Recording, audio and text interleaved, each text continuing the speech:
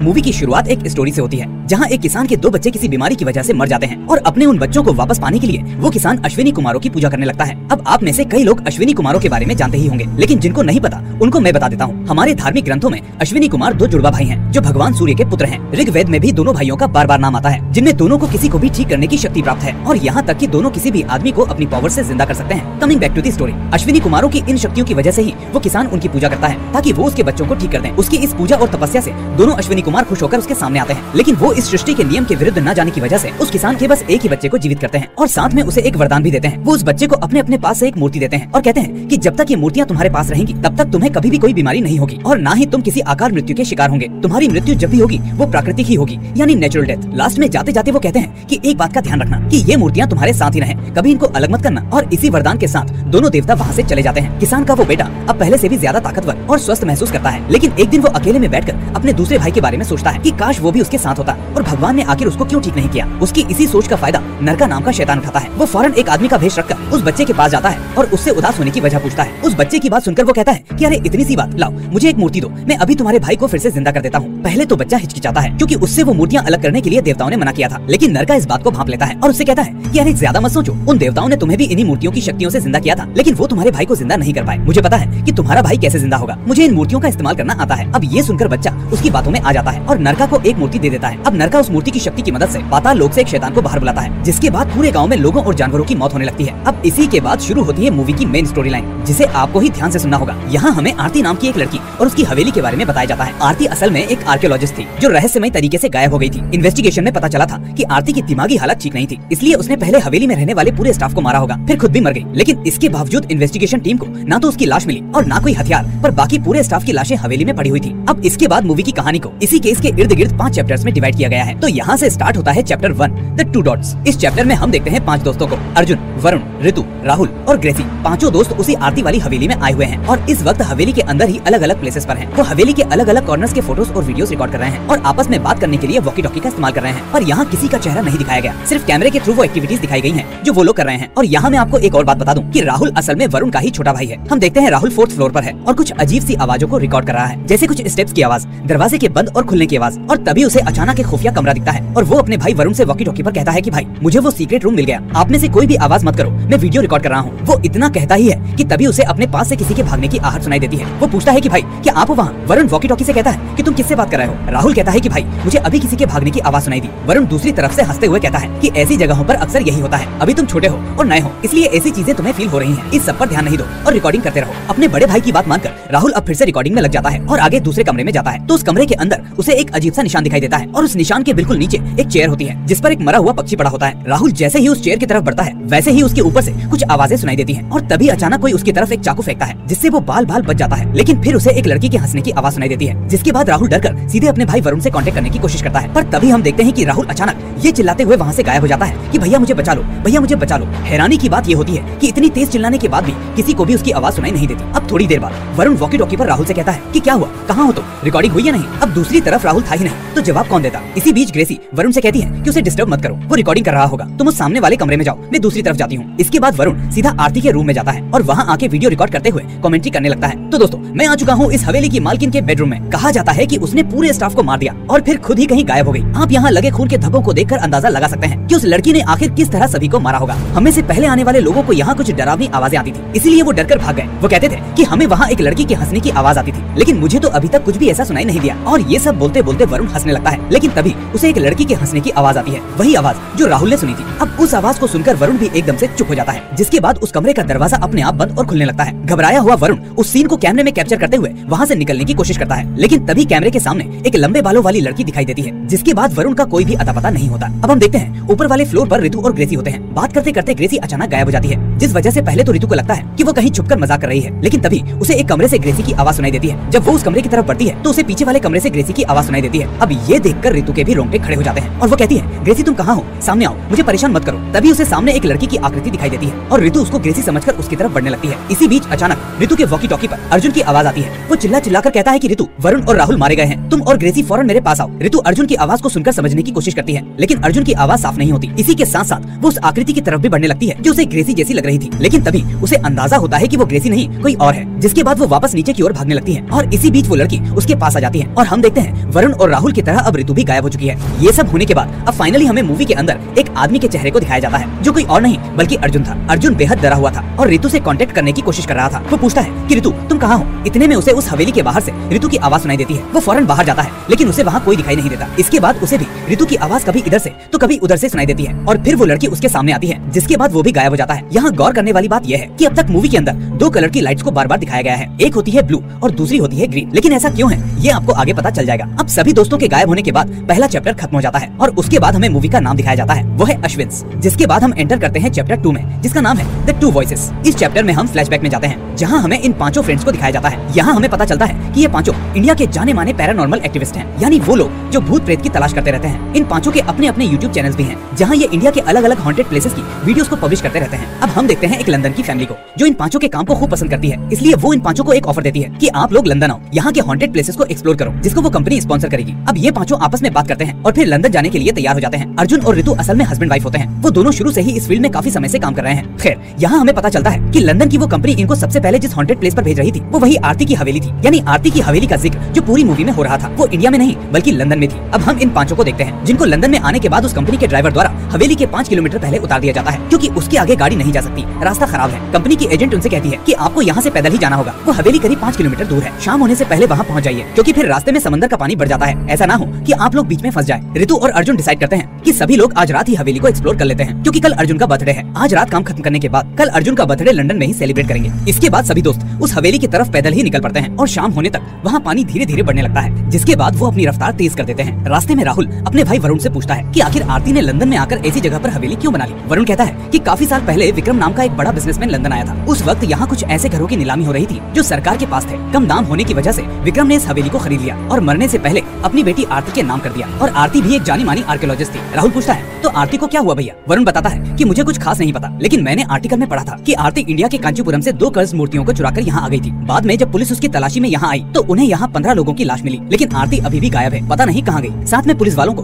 कुछ black magic की books और कुछ रिचुअल्स के सबूत भी मिले थे, जो शायद आरती ने ही परफॉर्म किए होंगे, ऐसा सभी का मानना है। राहुल अपने भाई की बात को गौर से सुन ही रहा होता है कि तभी ऋतु उसके पास एक खुशखबरी लेकर आती है कि उसका नंबर इंडिया के बहुत बड़े साउंड इंजीनियरिंग कॉलेज में आ गया है और अगले हफ्ते उसको ज्वाइन करना है। ये सुनकर पूरी टीम राहुल के लिए बहुत खुश होती है। इसके बाद हम देखते हैं अर्जुन को, जो आरती के द्वारा लिखी गई किताब को ध्यान से पढ़ रहा था। वो अपनी वाइफ ऋतु को बताता है कि आरती ने अपनी किताब में लिखा है कोई भी आदमी मरने के बाद सीधा मुक्त नहीं होता। कुछ आत्माएं पहले बीच में फंस जाती है जिन्हें मुक्ति नहीं मिलती और शुरू में उनको ये भी पता नहीं होता कि वो मर चुके हैं, इसलिए वो हमसे कांटेक्ट करने की कोशिश भी करते हैं। है ना इंटरेस्टिंग बात। ये सुनकर ऋतु कहती है कि इन बातों के लिए और भी दिन है, कल तुम्हारा बर्थडे है और आज हमारा इस हवेली का प्रोजेक्ट, इसको पूरा करते ही कल मैं तुम्हें एक बहुत बड़ा सरप्राइज दूंगी, इसलिए पहले काम खत्म कर लेते हैं। इसके बाद सभी दोस्त फाइनली उस हवेली के पास पहुंचते हैं, लेकिन अर्जुन को वहाँ कुछ अजीब सा फील होता है। उसे लगता है कि कोई उसे बुला रहा है। उसे कुछ मंत्रों की आवाज भी सुनाई देती है, पर वो सोचता है कि उस बुक को पढ़ने से शायद उसके दिमाग में ये सब चल रहा है। खैर, अब सभी लोग अंदर जाते हैं और अपने अपने ऑडियो डिवाइसेस और वीडियो कैमरास को प्लेस करते हैं। इसके बाद सभी डिसाइड करते हैं कि एक एक बंदा अलग अलग फ्लोर पर जाएगा, क्योंकि हवेली काफी बड़ी है और ये काम आज ही रात में खत्म करना है। इस तरह फाइनली सभी अपना अलग अलग फ्लोर डिसाइड करते हैं। यहाँ हम देखते हैं अर्जुन को, जो जैसे ही सीढ़ियों पर चढ़ना शुरू करता है वैसे ही उसे ठीक वैसी ही आवाजें फिर से सुनाई देती हैं। वो घबराकर एकदम से ऊपर देखता है और डरकर वहीं बेहोश हो जाता है। दूसरी तरफ ग्रेसी एक कमरे में आकर एक बड़े मिरर का फोटो लेने लगती है, लेकिन उसका लेंस उस फोटो को कैप्चर नहीं कर पाता। वो बार बार फोटो लेने की कोशिश करती है, जिस बीच उसे एहसास होता है कि वो मिरर उसकी तरफ तेजी से बढ़ रहा है। ये देखकर वो वहाँ से भागने लगती है और वरुण को जोर जोर से आवाज देने लगती है, पर वॉकी टॉकी उसी कमरे में रह जाने की वजह से कोई भी उसकी आवाज नहीं सुन पाता और ग्रेसी अचानक से गायब हो जाती है। और यही होता है चैप्टर 2 का एंड। इसके बाद हम एंटर करते हैं चैप्टर 3 के अंदर, जिसका नाम है द टू कर्सेस।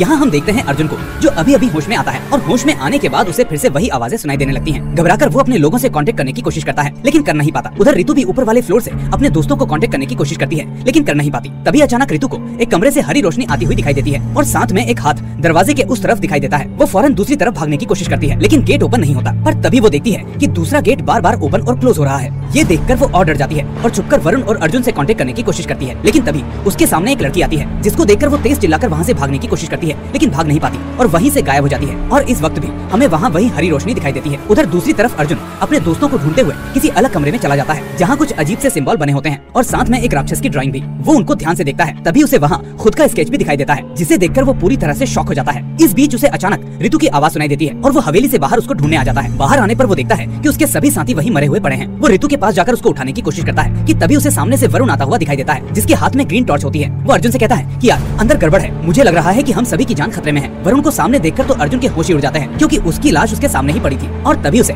आरती की किताब में लिखी एक वही बात याद आती है कि मौत के बाद हम मुक्ति से पहले एक जगह पर ट्रैप हो जाते हैं, जहाँ मरने वाले को नहीं पता होता कि वो मर चुका है। इसके बाद अर्जुन फौरन वरुण के पास आता है और उसके कैमरे की रिकॉर्डिंग को देखने की कोशिश करता है और उसमें वो जो देखता है उससे उसके पैरों के नीचे से जमीन खिसक जाती है। वो देखता है कि उसके दोस्तों को किसी और ने नहीं बल्कि उसी ने मारा है। हवेली में आते ही जब वो बेहोश हुआ तब उसका दिमाग उस शैतान के काबू में था। उसे लगा कि वो बेहोश है, लेकिन इस बीच वो एक एक करके अपने सभी साथियों को मारकर हवेली के बाहर जाकर रख रहा था। और यहाँ अर्जुन एक चीज नोटिस करता है कि जब जब वो अपने दोस्तों को मार रहा था और जब जब वो उन आत्माओं की दुनिया को देख रहा था तब तब उसे वो हरी रोशनी दिखती थी। यानी अभी जो वरुण उस ग्रीन टॉर्च को लेकर उसके पास आया वो असल में मरकर ट्रैप हो चुका है, लेकिन वरुण की आत्मा को नहीं पता कि वो मर चुका है, जबकि शैतान की वजह से अर्जुन उसे देख पा रहा होता है। और यही होता है थर्ड चैप्टर का दी एंड। इसके बाद हम एंटर करते हैं फोर्थ चैप्टर में, जिसका नाम होता है the minds of two worlds. इसकी शुरुआत में अर्जुन बहुत ही कंफ्यूज और डरा हुआ होता है। वो ये जानने की कोशिश करता है कि क्या वो भी मर चुका है और आत्माओं की दुनिया में है या फिर वो अभी जिंदा है और दोनों दुनियाओं को महसूस कर पा रहा है। तभी उसे आरती की किताब में लिखी कुछ बातें याद आती हैं कि जो आदमी आत्माओं की दुनिया में फंसा है वो वापस इंसानों की दुनिया में यानी अपने शरीर में जा सकता है, लेकिन उसके लिए उसे उन आत्माओं वाली ट्रैप्ड दुनिया से आजाद होना होगा। लेकिन अगर उसे कोई उसी ट्रैप्ड दुनिया में ही मार देगा तो वो आदमी फिर असली दुनिया में वापस अपने शरीर में नहीं जा पाएगा। अर्जुन समझ जाता है कि अगर वो अपने साथियों को बचाना चाहता है तो उसे उन सभी को आजाद करना होगा ताकि वो भी अपने शरीर में वापस लौट सके। इसके बाद वो सीधा रितु के बैग की तरफ भागता है और वहाँ से मेमोरी ड्राइव कनेक्टर निकालता है। कनेक्टर के साथ उसे एक प्रेगनेंसी टेस्ट किट भी मिलती है जिसमें रिजल्ट पॉजिटिव था। उसे देखकर वो समझ जाता है कि रितु उसे कल यही सरप्राइज देने वाली थी कि वो माँ बनने वाली है। ये देखकर अर्जुन थोड़ा इमोशनल हो जाता है, लेकिन उसका डर इस वक्त उसके इमोशंस पर हावी था, इसलिए वो फौरन उस कनेक्टर के अंदर उस मेमोरी कार्ड को लगाता है जो उसे आरती के कमरे में तब मिली थी जब वो उसके बेडरूम को एक्सप्लोर कर रहा था। फिर वो उसको लैपटॉप से कनेक्ट करता है जिसमें उसे आरती की खुद की रिकॉर्डिंग मिलती है। पहली रिकॉर्डिंग में आरती उन्हीं अश्विनी देवताओं की कहानी सुना रही होती है जो मैंने आपको मूवी की शुरुआत में बताई थी। बीच में वो बताती है कि जब उस बच्चे ने एक मूर्ति को उस राक्षस को दिया तब उसने पाताल लोक से एक शैतान को निकालकर उसे उस बच्चे के भाई का रूप दे दिया। इसके बाद जब उन दोनों भाइयों ने उस गाँव में कदम रखा तब से उस गाँव के लोगों और जानवरों की मौत होने लगी। काफी सालों बाद कुछ ऋषियों ने पता लगा लिया कि ये सब क्यों हो रहा है, इसलिए उन्होंने उस राक्षस को पहले मंत्रों से कैद किया और फिर उससे वो मूर्तियां ले ली। इसके बाद उन्होंने उस राक्षस को पाताल लोक में कैद कर दिया और उन मूर्तियों को आपस में बांधकर कहीं गाड़ दिया ताकि फिर कोई उन मूर्तियों को अलग ना कर पाए और वो राक्षस फिर से आजाद ना हो पाए। पर सैकड़ों सालों बाद आरती ने अपनी टीम के साथ इस विषय पर काम किया और काफी महीनों की खुदाई के बाद उन मूर्तियों को हासिल कर लिया जो ऋषियों ने गाड़ी थी। वो उन मूर्तियों को और कुछ प्राचीन लिपियों को लेकर अपने फ्रेंड के गेस्ट हाउस में स्टे करती है ताकि उन पर रिसर्च कर सके। एक्साइटमेंट में वो इतनी पागल हो जाती है कि अपनी टीम के आए बिना ही उन लिपियों को पढ़ने की कोशिश करती है पर पढ़ नहीं पाती। उसके बाद वो बॉक्स खोलती है जिसमें वो दोनों मूर्तियां रखी थी। वो मूर्तियां किसी तरह के पवित्र धागों से बंधी हुई होती हैं, लेकिन बाहर निकालते ही पता नहीं आरती को क्या हो जाता है। वो फौरन उन दोनों मूर्तियों को एक दूसरे से अलग कर देती है। अलग करते ही अचानक आरती को खून की उल्टियां होने लगती हैं और वहाँ की पावर भी कट हो जाती है। एक सेकंड बाद ही पावर वापस आती है और वहाँ से एक मूर्ति गायब हो चुकी होती है। अब ये देखकर आरती इतनी डर जाती है कि अगले ही दिन वो सीधे लंदन अपनी हवेली पर आ जाती है। अब एक मूर्ति उसके पास होने की वजह से उसे कुछ ऐसी नॉलेज आ जाती है जो आम आदमी के पास नहीं होती और तभी वो एक किताब लिखती है जिसमें वो असली दुनिया और आत्माओं की दुनिया के बारे में काफी कुछ इन्फॉर्मेशन लिख देती है। ये वही बुक थी जो अर्जुन ने पढ़ी थी, पर इस नॉलेज के साथ साथ आरती को कुछ आवाजें भी सुनाई देने लगती हैं। वो उस हवेली से भागने की कोशिश भी करती है लेकिन घूम फिरकर वापस अपने कमरे में ही आ जाती है। अब वो समझ जाती है कि इस तरह वहाँ से नहीं निकला जा सकता, इसलिए वो फौरन उस लिपि को पढ़ने के काम में लग जाती है। कुछ दिनों में आखिरकार वो पता कर ही लेती है कि आखिर उस लिपि में क्या लिखा था। उसे पढ़कर उसके मुंह से अब एक शब्द ही निकलता है, ये मैंने क्या कर दिया, मुझसे बहुत बड़ी गलती हो गई। ये बोलते ही उसे एक साथ बहुत सारी आवाजें सुनाई देने लगती हैं और फिर उसके साथ ठीक वैसा ही होता है जैसा अब तक अर्जुन के साथ हुआ। वो बेहोश होती है, अपने स्टाफ को मारती है, लेकिन उसे कुछ भी पता नहीं होता। अर्जुन अब बाकी वीडियोस को चलाने की कोशिश करता है कि तभी वहाँ उसे वरुण और ऋतु दिखाई देते हैं, वो भी हरी रोशनी में। वो समझ जाता है कि वो अब उन आत्माओं की दुनिया को देख पा रहा है। उसके दोस्तों को नहीं पता कि वो मरकर उस दुनिया में ट्रैप हो चुके हैं, इसलिए वो अर्जुन से मदद मांगने लगते हैं। अर्जुन कहता है कि फिक्र मत करो, सब ठीक हो जाएगा। जिसके बाद वो वापस आरती के कमरे में आकर सीधे लास्ट वाली वीडियो को चलाने लगता है जिसमें आरती भगवान द्वारा दी गई उस मूर्ति की शक्ति की मदद से काफी ज्ञान हासिल कर लेती है। वो तभी अर्जुन का स्केच बनाकर कहती है कि मुझे पता है एक दिन तुम यहाँ आओगे, मेरी इस वीडियो को देखोगे, सिर्फ तुम ही हो जो इस राक्षस को रोक सकते हो। सूरज उगने से पहले तुम्हें इस श्राप को खत्म करना होगा। उसके लिए तुम्हें दूसरी मूर्ति को ढूंढकर दोनों को एक करना होगा ताकि वो राक्षस फिर से कैद हो जाए। लास्ट में वो ये भी बताती है कि आखिर उस लिपि में क्या लिखा था। वो कहती है कि उसमें लिखा है जब जब वो शैतान उस पाताल लोक से बाहर आएगा तब तब भगवान एक ऐसे आदमी को उसके सामने लाएंगे जो उसका सामना कर पाएगा और इस लोक में तुम ही वो आदमी हो जो भगवान द्वारा चुने गए हो। इसी के साथ लास्ट में वो शैतान आरती को भी अपनी तरफ खींच लेता है जिससे हमें समझ आता है कि शायद आरती भी मरी नहीं बल्कि उसी दुनिया में ट्रैप हो गई। खैर ये देखकर अब अर्जुन के अंदर हिम्मत आती है कि मुझे भगवान नहीं चुना है, इसलिए वो फौरन पहले एक मूर्ति को ढूंढता है जो उसे वही कमरे में मिल जाती है। मूर्ति मिलते ही उसे अचानक आरती की आवाज आती है कि आत्माओं की दुनिया में जाओ, आत्माओं की दुनिया में जाओ। ये सुनकर अब अर्जुन समझ जाता है कि उसे दूसरी मूर्ति के लिए उस दुनिया में जाना होगा, लेकिन वो अभी भी इसी दुनिया में है और उस आत्माओं की दुनिया में जाने के लिए उसे पहले मरना होगा। इसलिए वो फौरन अपने फेस को एक पॉलिथीन से बांधकर खुद को मारने की कोशिश करता है और फाइनली दम घुटने की वजह से उसकी मौत हो जाती है। और यही होता है चैप्टर 4 का दी एंड। इसके बाद हम एंटर करते हैं चैप्टर 5 में जो है the world of two minds. मरने के बाद अर्जुन अब पाताल लोक की उसी दुनिया में आ जाता है जहाँ सभी लोग फंस जाते हैं। हरी रोशनी होने की वजह से अर्जुन को भी कंफर्म हो जाता है कि वो इस वक्त इंसानी दुनिया में नहीं है। वहाँ उसे सामने दूसरी मूर्ति दिखाई देती है और वो उसको लेने के लिए आगे बढ़ता है, पर तभी उसे अपने ही चेहरे के जैसा एक राक्षस दिखाई देता है जो उसे उधर जाने से रोकता है। यहाँ हम देखते हैं कि वो राक्षस पूरी तरह अर्जुन के दिमाग को कंट्रोल कर पा रहा होता है और उसी के हाथों उसको मरवा देता है। लेकिन उस दुनिया में मरने के बाद अर्जुन असल में मरता नहीं बल्कि वापस इंसानों की दुनिया में जिंदा हो जाता है। और ऐसा इसलिए हो पाता है क्योंकि अर्जुन असल में उसी लड़के का पुनर्जन्म होता है जिसे अश्विनी देवताओं ने वरदान दिया था कि वो नेचुरल डेथ से ही मरेगा, कोई उसे मार नहीं पाएगा। इसलिए पाताल लोक में मरने के बाद भी अर्जुन वापस इंसानी दुनिया में आ जाता है। इसके बाद वो वापस खुद को मारकर वापस पाताल लोक में जाता है, लेकिन हर बार वो शैतान उसे कैसे भी करके मार देता है। अब इस चीज से दोनों परेशान हो जाते हैं। अर्जुन अर्जुन तो हार नहीं मानता, लेकिन शैतान इस बात से परेशान हो जाता है कि आखिर ये मरेगा ही नहीं तो मुझे बार बार परेशान करेगा। इसके बाद वो शैतान एक तरकीब निकालता है। इस बार जब अर्जुन पाताल लोक पहुंचता है तो वो वहाँ मौजूद वरुण की आत्मा से उसके ही भाई राहुल का कत्ल करवा देता है। अर्जुन वरुण को समझाने की पूरी कोशिश करता है, लेकिन वरुण उसकी नहीं सुनता। इसके बाद वो ऋतु के दिमाग में घुसकर उसको भी खुद को मारने के लिए कहता है। ऋतु भी उस दुनिया में खुद को मारने की कोशिश करने लगती है, लेकिन अर्जुन उसे समझाता है और उसे वो प्रेगनेंसी किट वाली बात याद दिलाता है, जिसे सुनकर अचानक से ऋतु के दिमाग से उस शैतान का कंट्रोल खत्म हो जाता है। ये देखकर अब अर्जुन को ये पता चलता है कि जिस तरह वो राक्षस सभी पर काबू कर रहा है, वैसे ही वो भी उन सभी को समझा पा रहा है। इसलिए हो ना हो इस वक्त वो उस राक्षस के दिमाग में भी घुस सकता है। इसलिए वो उस शैतान के दिमाग में घुसने की कोशिश करता है, जहाँ उसे आरती दिखती है। वो उसे पूछता है कि आखिर असल दुनिया में वो दूसरी मूर्ति कहाँ है, क्योंकि पाताल लोक में वो राक्षस उसे वो मूर्ति नहीं लेने देगा। आरती बताती है कि वो मूर्ति हवेली के पास वाले तालाब में है। अब पाताल में मरकर पहले अर्जुन वापस इंसानी दुनिया में जाता है और फिर उस मूर्ति को हासिल करके वापस खुद को मारकर पाताल लोक में आ जाता है। वहाँ वापस आने के बाद वो उन दोनों मूर्तियों की वजह से उस शैतान के दिमाग पर पूरी तरह से काबू कर लेता है और उसी के हाथों उन दोनों मूर्तियों को उस धागे से फिर से बंधवा देता है। ऐसा करते ही वो श्राप खत्म हो जाता है और शैतान वापस कैद हो जाता है। इसी के साथ सभी दोस्तों की आत्मा उनके शरीर में अपने आप आ जाती है, लेकिन एक शख्स वापस नहीं आता और वो था राहुल, क्योंकि आत्मा की दुनिया में वरुण ने अपने भाई को मार दिया था। लेकिन हम देखते हैं कि अभी तक अर्जुन इंसानी दुनिया में वापस नहीं जाता। वो वहीं खड़ा खड़ा ये सोचने लगता है कि आने वाले सालों में कोई ना कोई फिर से इन मूर्तियों को अलग करेगा और फिर से ये सिलसिला शुरू हो जाएगा। भगवान ने ये मूर्तियां मुझे दी हैं, इसलिए अगर मैं खुद को खत्म कर लूं तो ये मूर्तियां भी भगवान के पास पहुंच जाएंगी। इस तरह हम देखते हैं कि अर्जुन खुद को अब उसी दुनिया में खत्म करने का फैसला लेता है और उसकी बीवी ऋतु उसे इंसानी दुनिया में उठाने की कोशिश करती है, लेकिन वो नहीं उठता। और इसी के साथ होता है इस मूवी का दी एंड। तो दोस्तों ये थी इस शानदार मूवी की एक्सप्लेनेशन।